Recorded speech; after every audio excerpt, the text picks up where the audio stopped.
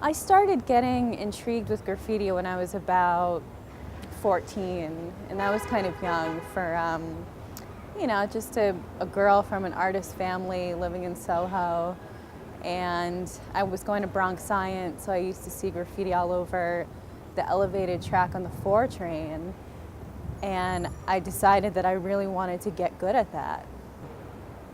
In the mid-90s, I was hanging out with a lot of bombers, and there was a lot more street bombing going on in New York. That was before Giuliani, made graffiti a felony. So that time was kind of pivotal, I think, for a lot of people around my age and my generation. And then, like 2003, I started to come back and do a lot of pieces. And one of the best moments was at the Graffiti Hall of Fame in 2003 when I painted the first, on the first all-female wall with some other girl graph writers. Yeah, I went to Parsons School of Design graduated from there with my BFA.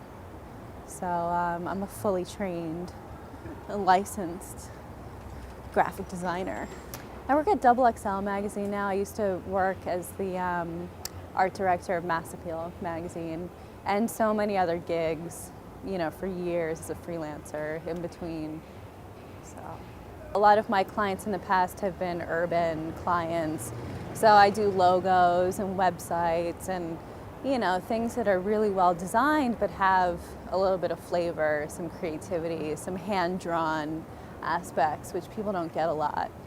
So it's a huge process. It really is.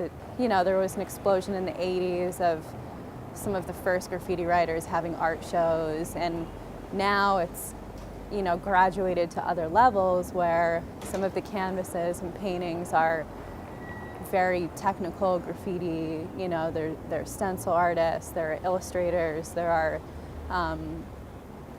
just all types of urban artists in big galleries.